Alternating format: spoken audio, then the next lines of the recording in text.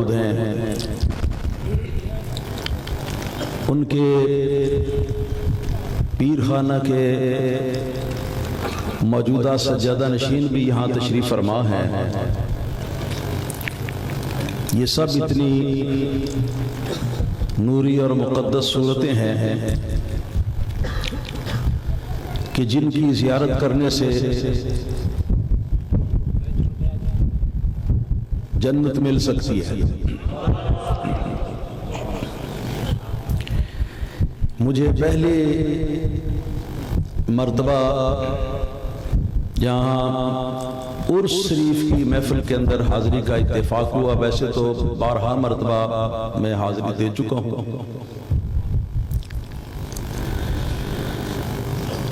حضرات صاحبزادگان کی حکم کے مطابق میں چند منٹوں کے لیے آپ کی خدمت میں حاضر ہوا ہوں۔ اللہ تعالیٰ کی بارگاہ میں دعا فرمائیں کہ اللہ تعالیٰ حضرت بابا جی کا فیض مزید عام و تام فرمائے اور آپ کی اولاد کو اتحاد، اتفاق، پیار اور محبت کے ساتھ ان کے اس سلسلے کو آگے بڑھانے کی توفیق عطا فرمائے۔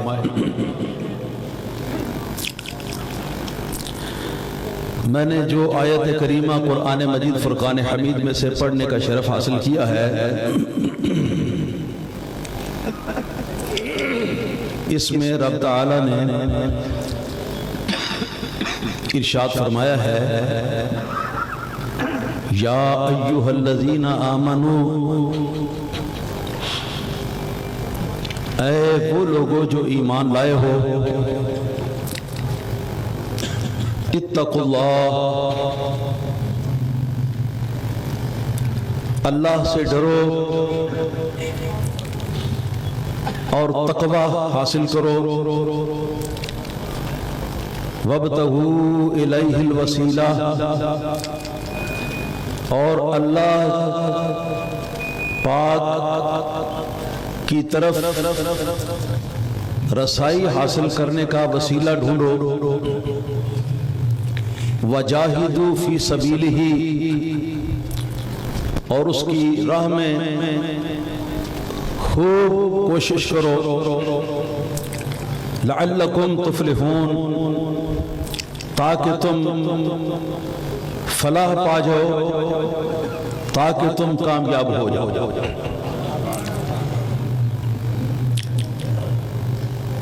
آیت کریمہ کے اس سادہ ترجمے کے بعد گزارش یہ ہے کہ اللہ تعالیٰ نے اس آیت کریمہ کے اندر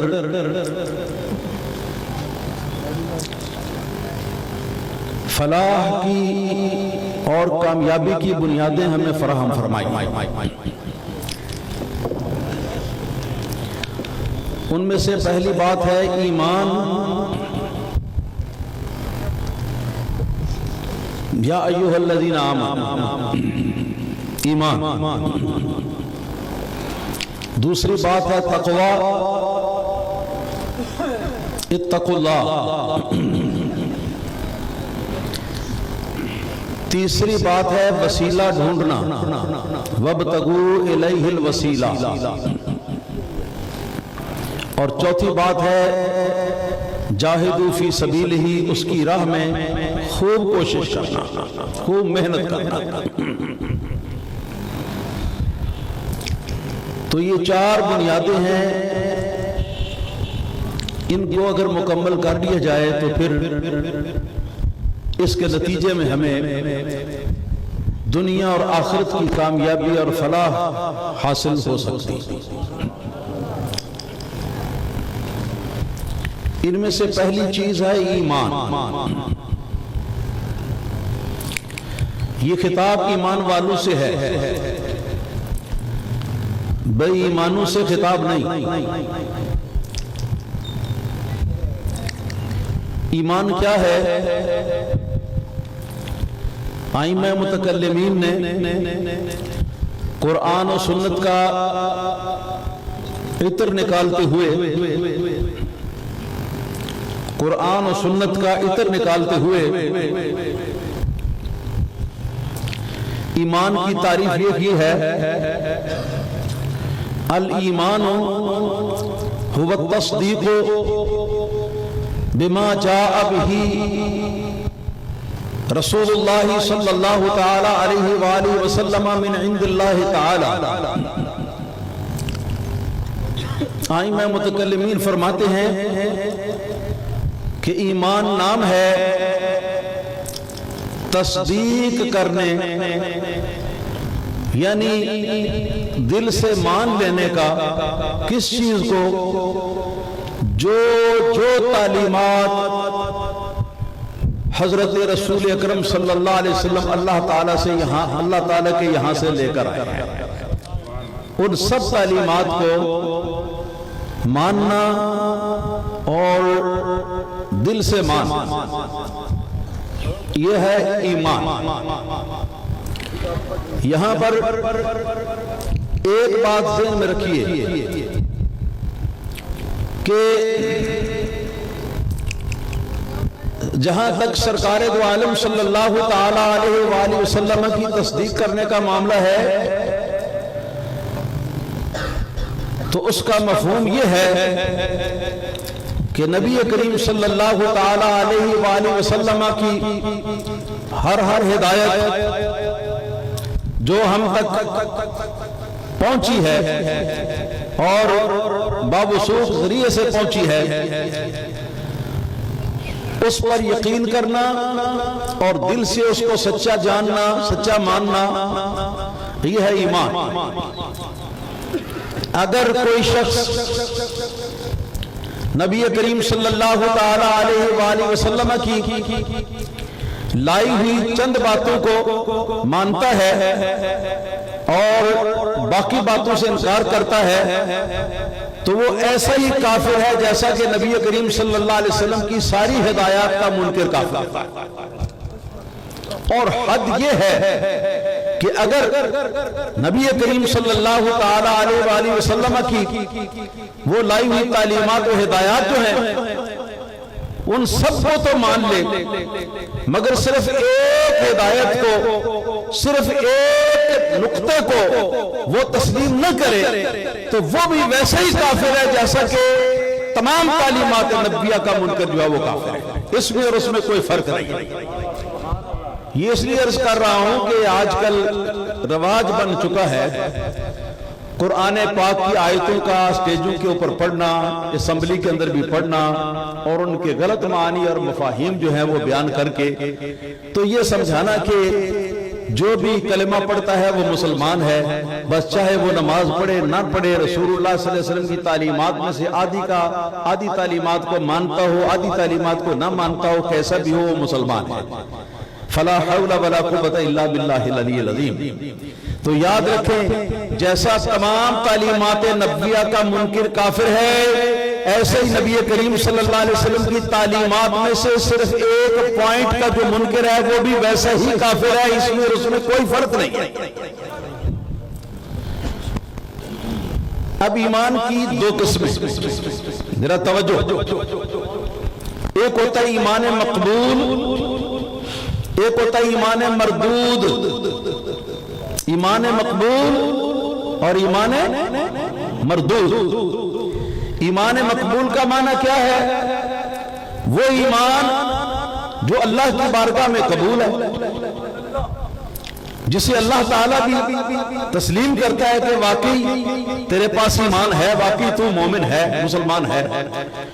اور ایک ہے ایمان مردود۔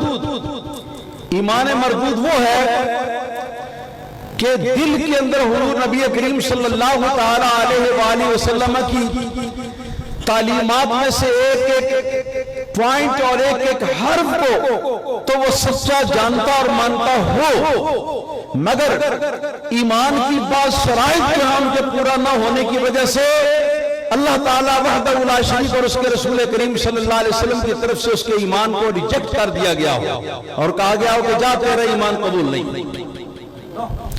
یہ ایمان مردود ہے۔ اور وہ ضروری شرائط کیا ہے، یہ شرط کیا ہے؟ حضرت علامہ مفسر محقق بحقی زمان فقیہ جلیل مولانا علامہ قاضی ثناء اللہ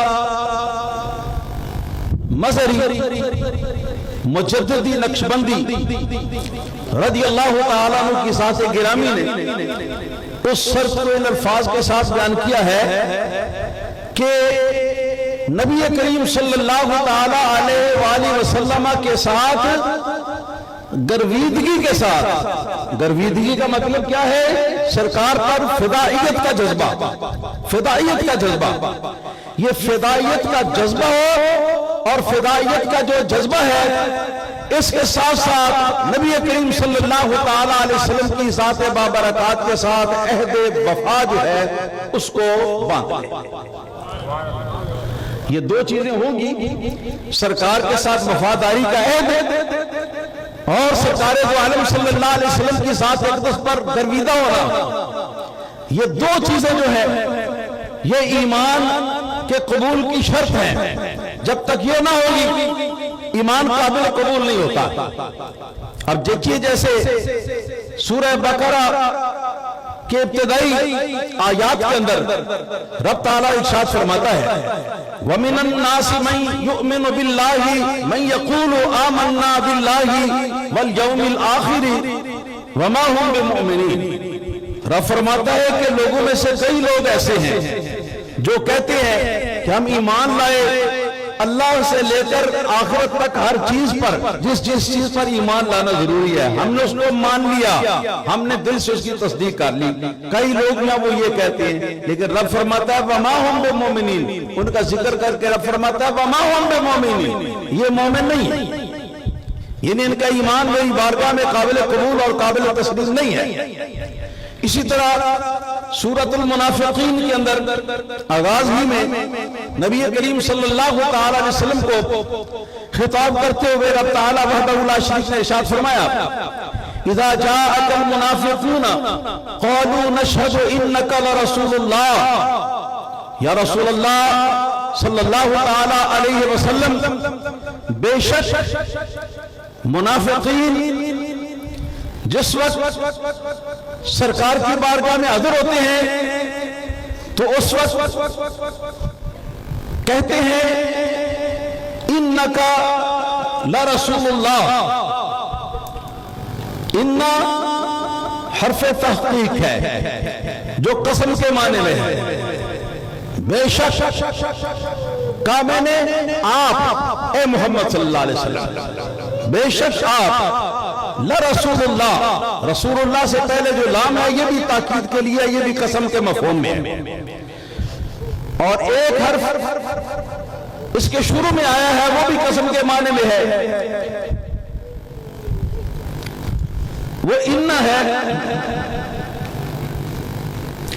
تو رب تعالیٰ فرماتا ہے گویا کہ اے پیارے حبیب صلی اللہ تعالیٰ علیہ وآلہ وسلم یہ منافق جس وقت آپ کے پاس آتے ہیں تو گویا تین بار قسم کھا کر یہ کہتے ہیں کہ حضور آپ اللہ کے رسول ہیں۔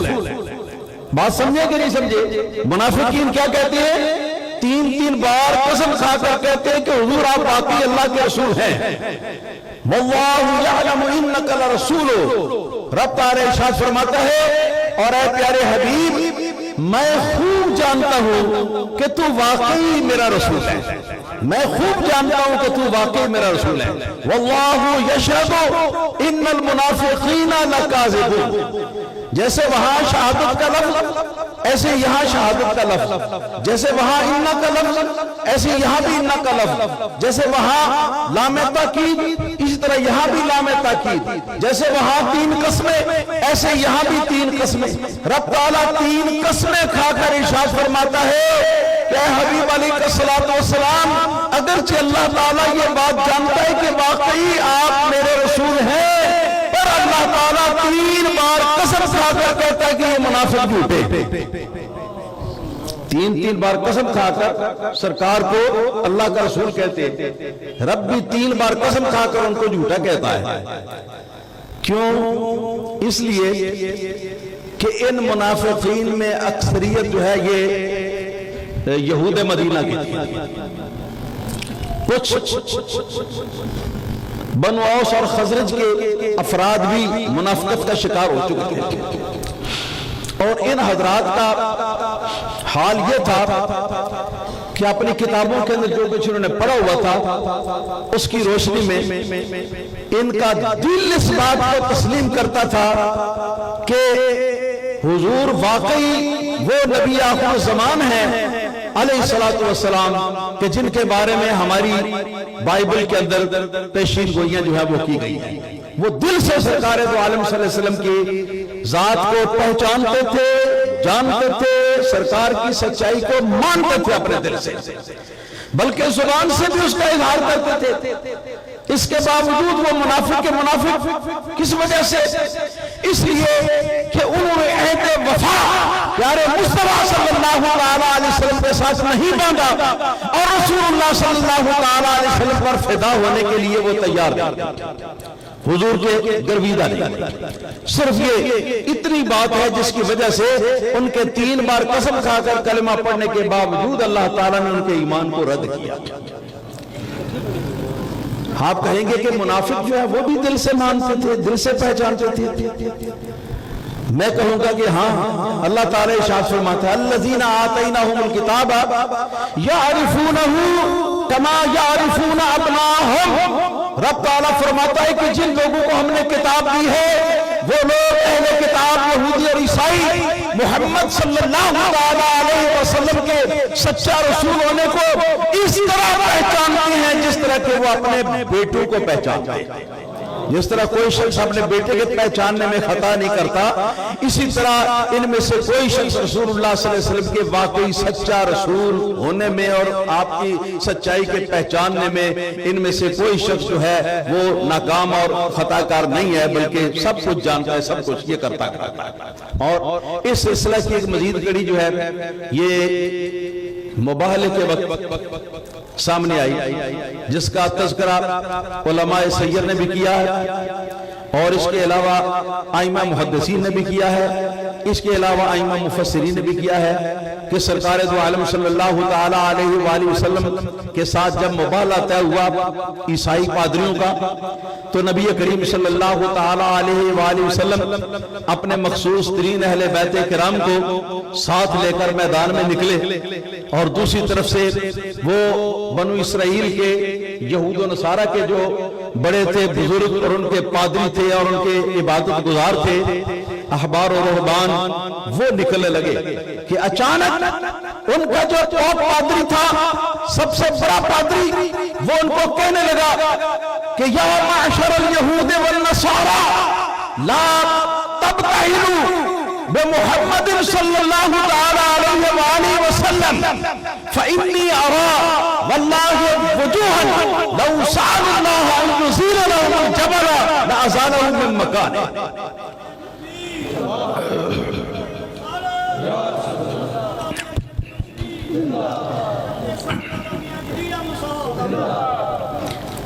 میرے دوستوں اور بزرگوں، اس پادری نے پکار کر کہا کہ اے پادریوں، اے احبار و رہبان، رسول اللہ صلی اللہ علیہ وسلم کے ساتھ مباہلہ کرنے کے لیے میدان میں مت نکلنا، اس لیے کہ جو چہرے حضور کی طرف سے میدان میں آئے ہیں میں ان چہروں کو دیکھ کر پہچان رہا ہوں اور ان کی قدر و قیمت کو بھی جانتا ہوں، ان کے اللہ کی بارگاہ میں مقبولیت کو بھی پہچانتا ہوں، اور مجھے یقین ہے کہ اگر اللہ تعالیٰ سے وہ یہ دعا کرے کہ اس پہاڑ کو اس کی جگہ سے اٹھا کر دوسری جگہ رکھ دے تو اللہ تعالیٰ پہاڑ کو بھی ان کے کہنے پر دوسری جگہ رکھ دے گا۔ لا تبتہلوا بہ، سرکار کے ساتھ مباہلہ مت کرنا، اور اگر تم مباہلہ کرو گے تو نتیجہ یہ ہوگا کہ لن یبقى علی وجہ الارض یہودی ولا نصرانی الی یوم القیامہ، قیامت تک یہودی اور عیسائی جو ہے ان کا گویا کہ بیج ہی ختم ہو جائے گا، اور روئے زمین کے اوپر نہ کوئی عیسائی دیکھنے کو ملے گا، نہ کوئی یہودی باقی رہ جائے گا جس کو دیکھا جا سکتا۔ تو اب یہاں پر آپ نے دیکھ لیا کہ حضور کی سچائی کو یہود و نصارہ جانتے تھے، مانتے تھے، اچھی طرح اس پر یقین رکھتے تھے، اور اسی وجہ سے تو وہ حضور کے مقابلے میں اپنے پادریوں کو نکل کر تو مباہلہ کرنے سے روک رہے تھے۔ اتنا کچھ ہے ان کے پاس، کیا؟ تصدیق قلبی ان کے پاس موجود ہے، دل سے حضور کو سچا ماننا یہ ان کے پاس ہے۔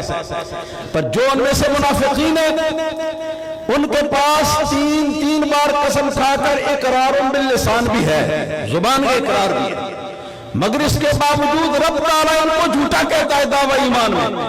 رب تعالیٰ ان کو کہتا ہے کہ یہ مومن نہیں ہے، رب تعالیٰ کہتا ہے کہ یہ مسلمان نہیں ہے۔ کس وجہ سے؟ اس وجہ سے کہ رسول اللہ صلی اللہ علیہ وسلم کی ہستی کے ساتھ ان لوگوں نے عہد وفا جو ہے وہ نہیں باندھا ہے، اور رسول اللہ صلی اللہ علیہ وسلم کے اوپر یہ فدا ہونے کے لیے تیار نہیں۔ پتہ چلا کہ یہ دو شرطیں ہوں تو ایمان مقبول ہے، اگر یہ دو شرطیں نہ ہوں تو پھر ایمان مردود ہے۔ کتنی قسمیں ہو گئی ایمان کی؟ کون کون سی؟ ذرا ہمت کے ساتھ جواب دینا۔ ایمان مقبول اور ایمان مقبول، اور یہ جو تقسیم ہے ایمان کی، یہ سرکار کے زمانے میں جو لوگ تھے انہی کے لیے نہیں ہے، بلکہ اس زمانے کے اندر بھی بے شمار ایسے لوگ ہیں جو نبی کریم صلی اللہ علیہ وسلم کی رسالت کو سچا مانتے ہیں، سچا جانتے ہیں، مگر کیونکہ عہد وفا جو ہے ان کے پاس نہیں ہے سرکار کے ساتھ، اور چونکہ سرکار کے اوپر گویدہ ہونے کے لیے تیار نہیں ہے، اس وجہ سے ان کا ایمان بھی ایمان مردود ہے۔ نتیجہ یہ نکلا کہ کلمہ پڑھنے کے باوجود بھی آدمی کافر ہو سکتا ہے۔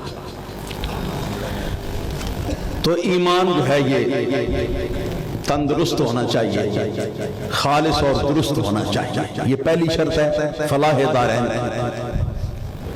اور اس ایمان کی ایک پہچان، اس پہچان کو میں آپ حضرات کے سامنے اس وجہ سے رکھنا چاہوں گا کہ رسول اللہ صلی اللہ تعالی علیہ وسلم کے زمانے اقدس سے یہ حضرات صحابہ کرام، اہل بیت کرام اور بعد کے جو ائمہ سلف ہیں، ان سب نے ایمان کامل اور ایمان مقبول جو ہے اس کی علامت بتائی ہے، اور اس کی علامت کیا بتائی ہے؟ اس کی علامت بتاتے ہوئے یہ حضرات بتاتے ہیں کہ یہ ایمان جو ہے یہ عقیدہ اہل سنت و جماعت کے مطابق ہو۔ کیا عرض کیا؟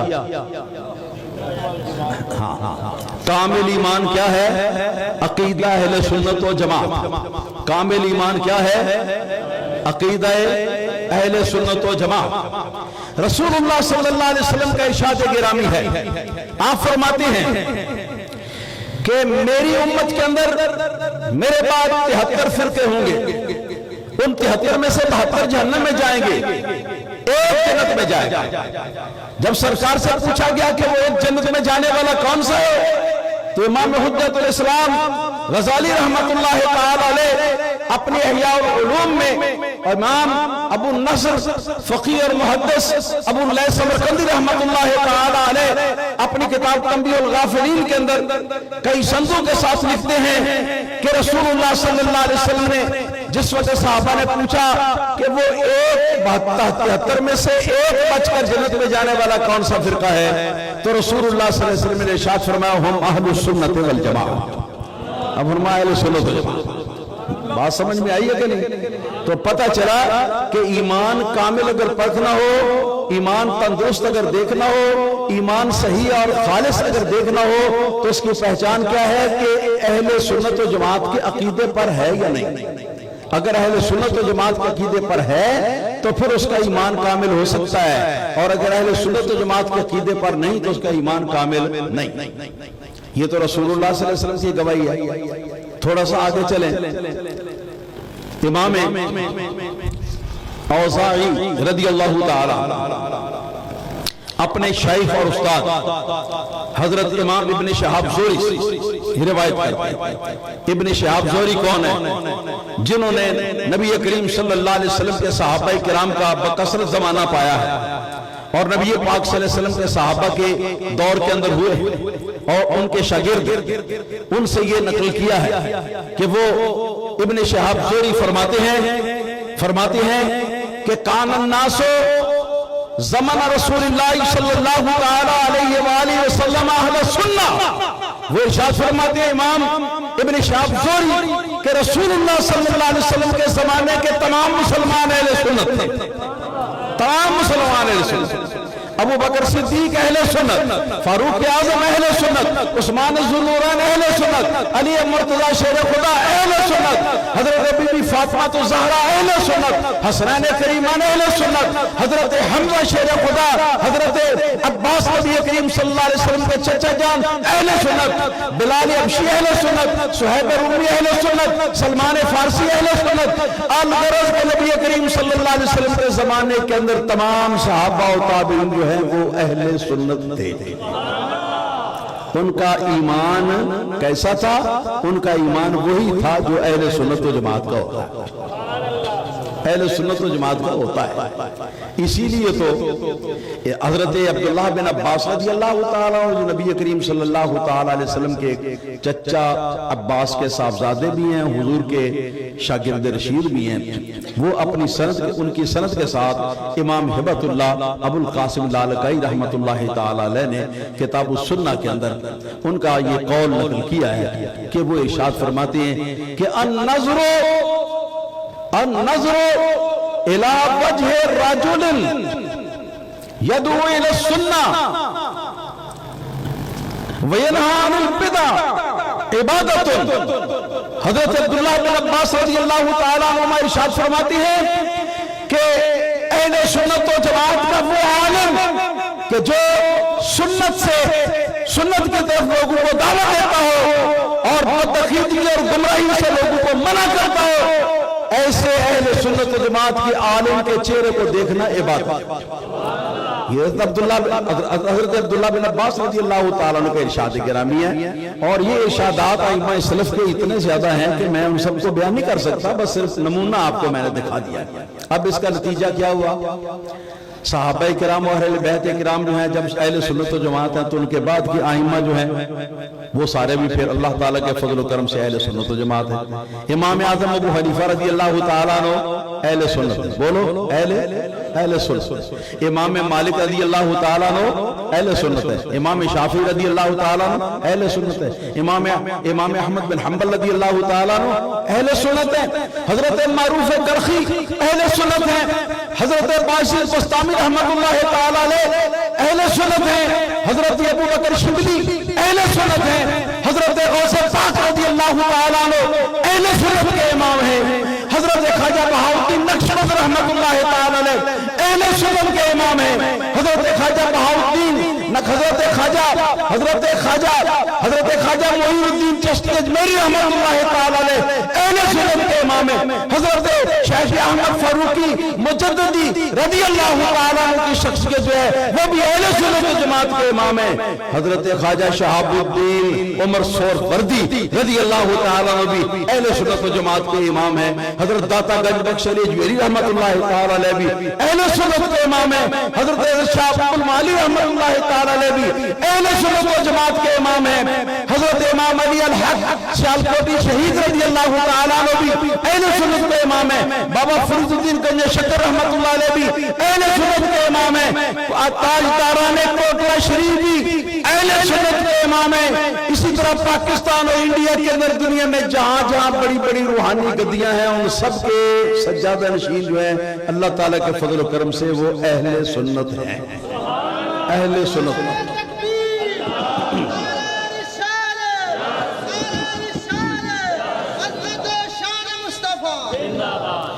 اور انہی لوگوں کی پیروی جو ہے کرنے والا وہ سچا اور مخلص مومن ہے، ایسا مومن کہ جس کا ایمان اللہ تعالیٰ کی بارگاہ میں مقبول ہو۔ اس بات کو پلے باندھ لے، اچھی طرح پلے باندھ لیں کہ اہل سنت و جماعت جو ہیں اللہ تعالیٰ کے فضل و کرم سے وہی سچے مومن ہیں اور وہی جنتی ہیں، باقی جو کچھ ہے وہ سارا سرکار کے فرمان کے مطابق سب کچھ جہنم میں جائے گا۔ دوسرے نمبر پہ رب تعالیٰ نے فلاح کی بنیاد میں تقوی کا ذکر کیا۔ اتقوا اللہ، تقوی کیا ہے؟ تقوی کا شرعی معنی جسے علامہ ناصر الدین بیضاوی رحمۃ اللہ تعالی علیہ نے اپنی تفسیر کے اندر بیان کیا ہے، وہ یہ ہے کہ دنیا میں ہر ایسے عقیدے یا عمل سے اپنے آپ کو بچانا، دنیا میں اپنے آپ کو ہر ایسے عقیدے یا عمل سے بچانا کہ جس کو اختیار کرنے کی وجہ سے آخرت کے اندر سزا ملے۔ جن کاموں پر، جن عقیدوں پر آخرت کے اندر سزا ملے گی، ان کاموں سے اور عقیدوں سے اپنے آپ کو محفوظ رکھنا، یہ انہوں نے تقوی کی تعریف کی۔ اور اس کے ظاہر ہے کہ دو پہلو ہیں، ایک مثبت پہلو ہے اور وہ یہ ہے، وہ ان کو اوامر کہتے ہیں، ایک منفی پہلو ان کو نواہی کہتے ہیں۔ اوامر کا مطلب یہ ہے کہ اللہ تعالیٰ نے جو جو حکم دیے ہیں کہ یہ کام کرو، یہ مثبت پہلو ہے تقوی کا، ان کو اختیار کرنا۔ اور وہ کام کہ جن کاموں کرنے سے اللہ تعالیٰ نے منع فرمایا ہے، ان سے باز رہنا، ان سے اجتناب کرنا جو ہے، یہ تقوی کا منفی پہلو ہے۔ تو یہ دونوں پہلو جب مکمل ہو جائیں گے تو اس وقت تقوی مکمل ہو جائے گا، تو آدمی اس وقت متقی کہلائے گا، آدمی کہلائے گا متقی۔ اور یہ تو تھا شرعی معنی، اور ائمہ صوفیہ جو ہیں ان کے نزدیک تقوی کی تعریف یہ ہے، فرماتے ہیں کہ تقوی کسی عمل یا ترک کا نام نہیں۔ وہ فرماتے ہیں کہ عمل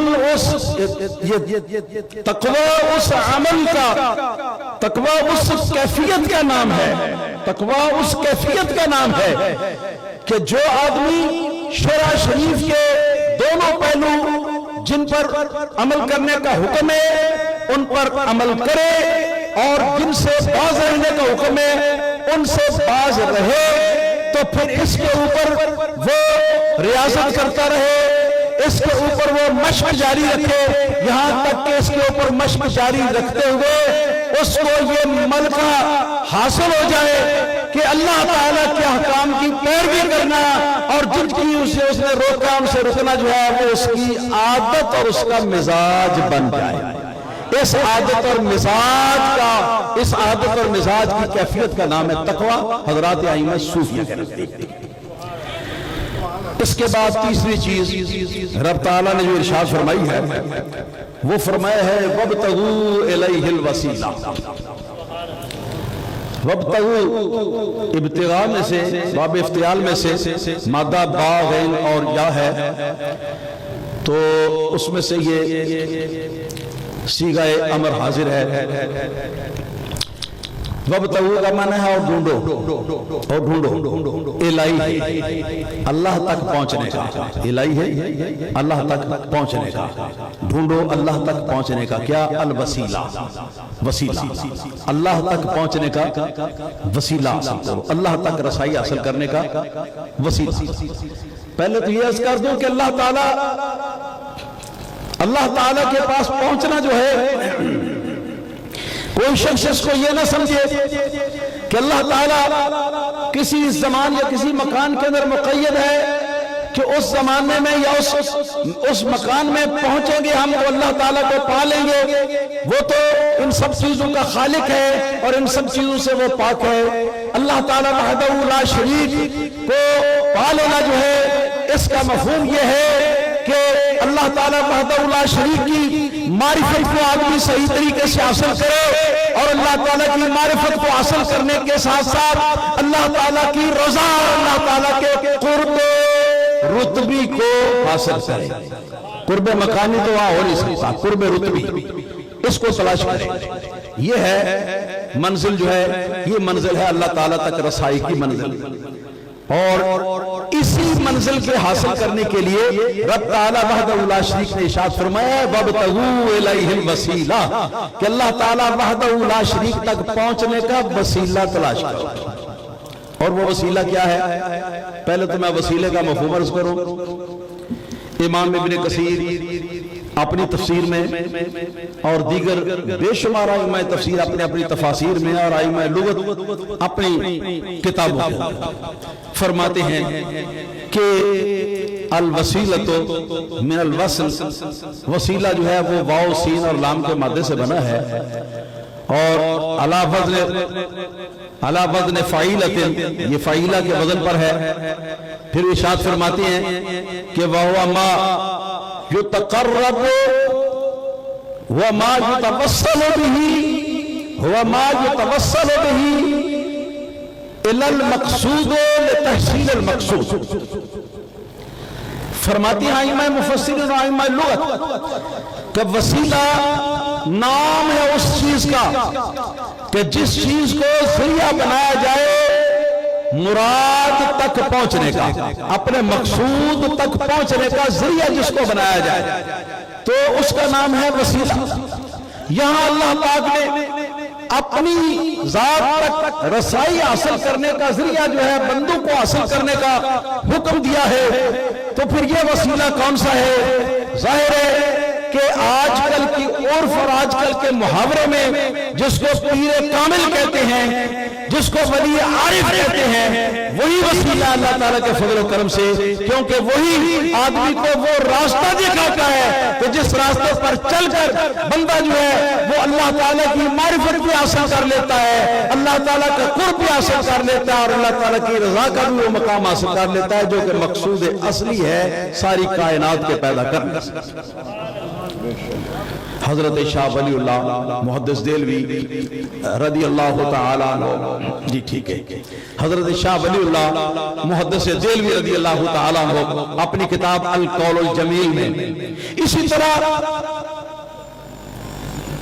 شاہ اسماعیل دہلوی علیہ ما علیہ اپنی کتاب صراط مستقیم کے اندر اس آیت کریمہ کو لکھتے ہیں، اور لکھ کر اس کا ترجمہ لکھ کر پھر اس کے بعد کہتے ہیں کہ اس آیت کریمہ کے اندر اللہ تعالیٰ نے جس وسیلے کو ڈھونڈنے کا حکم دیا ہے وہ وسیلہ مرشد عارف کی ذات ہے، مرشد عارف کی ذات ہے وہ وسیلہ۔ یہ مخالفین کے اکابر اور ان کے مسلمہ ائمہ کے کتب معتبرہ سے میں نے یہ اس لیے دکھا دیا ہے، دوسری طرف میں نہیں گیا کہ تاکہ ان پر بھی حجت ہو اور کوئی شخص انکار نہ کر سکے۔ تو یہ ہے مرشد عارف کا وسیلہ۔ بات سمجھیں، مرشد عارف کون ہوتا ہے؟ مرشد عارف سے مراد وہ شخص ہے کہ جس کو مرشد عارف حاصل ہو اور اس مرشد عارف کے قریب اور اس کی خدمت کے اندر رہ کر اس کی خدمت انجام دیتے ہوئے اس سے باطن کی صفائی اور اللہ تعالیٰ کی معرفت تک رسائی کی منزل جو ہے وہ حاصل کرے، اور حاصل کرنے کے بعد پھر اس مرشد کریم کی طرف سے اس کو اذن بھی ہو کہ جاؤ اب تمہاری رسائی ہو گئی ہے، آپ دوسروں کو بھی جا کے اب مرید کر کے اپنا بیعت کر کے تو ان کو بھی رسائی دو۔ یہ مرشد کی تعریف ہے، یہ مرشد کی تعریف۔ اور مرشد کے لیے ائمہ صوفیہ نے بعض نے 4 شرطیں رکھی ہیں، بعض نے ایک 5ویں شرط کا بھی ذکر فرمایا۔ 4 شرطوں میں سے پہلی شرط کیا ہے مرشد کے لیے؟ پہلی شرط یہ ہے کہ اس کا عقیدہ پختہ اور صحیح اہل سنت و جماعت کا عقیدہ ہو، کہ جس عقیدے کی روح سے ایمان کامل ہوتا ہے۔ لہذا اس شرط کی بنا پر تمام بد مذاہب ہیں وہ مرشد کی تعریف سے نکل گئے، یعنی یہ کہ کوئی بھی بد مذہب اور گمراہ فرقے کا کوئی بھی شخص عوام میں اٹھتا ہوا چلا آئے आग के अंगारे खाता हुआ चला है, पानी के ऊपर चलता हुआ चला है, मगर उसके पाँव ना भीगे। अरे चाहे कितने किस्में जो है वो दिखाता चला है, मगर अकीदा उसका अहले सुन्नत व जमात का नहीं है, तो वो हरगिज़ पीर होने के लायक नहीं है, हरगिज़ पीर होने के लायक नहीं है, हरगिज़ पीर होने के लायक नहीं है। एक हदीस जिसे साहिब कुनिया ने नकल फरमाया है, वो ये है कि नबी पाक सल्लल्लाहु अलैहि वसल्लम की तरफ मंसूब है कि आप फरमाते हैं कि अगर तुम्हारे पास कोई आदमी आ जाए, लौ जा इलैकुम राजुलन यमशी फिल हवा, हवा में उड़ता हुआ चला है, वयअकुलुन नारा, और आग के अंगारे खाता हो, उसको आग जरा न पहुंचाती हो, ऐसा आदमी तुम्हारे पास आए। वयमशी अलल मा, और पानी के ऊपर इस तरह वो चले जैसे पक्की सड़क के ऊपर चलते हैं, पाँव उसका नीचे ना डूबे। अगर ऐसा शख्स हो, व तरका सुननम मिन सुन्नती, और फरमाया कि मेरी सुन्नतों में से सुन्नतों का तारीफ हो, प्यारे आका सल्लल्लाहु अलैहि वसल्लम ने इरशाद फरमाया फद्रबूहु बिन्नालैन, जूता उतार कर मारो उसके सर पर, फइन्नहु लैसा बिवलिय्यिन वलाकिन्नहु शैतान, क्योंकि वो वली नहीं है बल्कि वो शैतान। तो पता चला कि ये करामतें जो हैं कि जिनसे बग़ैर मिलते जुलते शोबते जो हैं आजकल के पीर लोगों को दिखाया करते हैं, और इन शोबतों को देखकर ही लोग जो है भूल जाते हैं, कहते हैं भाई जी बहुत पहुंचे हुए हैं, जी बहुत पहुंचे हुए हैं, बहुत पहुंचे हुए हैं। हज़रत अल्लामा इमाम गज़ाली रहमतुल्लाह तआला अलैह इसू के बारे में फरमाते हैं, हाँ मैं भी कहता हूँ कि बहुत पहुंचे हुए हैं, क्योंकि जुनैद बगदादी ने भी फरमाया था, ऐसू के बारे में सवाल जब आया तो आपने फरमाया हाँ मैं गवाही देता हूँ, मैं जुनैद गवाही देता हूँ कि वाकई वो पहुंचे हुए, मगर कहाँ पहुंचे हुए? अल्लाह ताला के कुर्ब में वो नहीं पहुंचे हुए, बल्कि वो जहन्नम के अंदर पहुंचे हुए हैं, जहन्नम के अंदर पहुंचे। तो शोबराबाजी मत देखो, उल्टे सीधे कामों का जाहिर कराना ये मत देखो, ये दिल की बातें बता देना ये चीजें जो है ये मत देखो, बल्कि देखो रसूलुल्लाह सल्लल्लाहु अलैहि वसल्लम का जो बताया हुआ जन्नतियों का अकीदा है, जन्नतियों का जो ईमान है वो अहले सुन्नत व जमात का ईमान है। तो अहले सुन्नत व जमात के ईमान पर होगा तब बात आगे चलेगी, मगर ना यहीं पे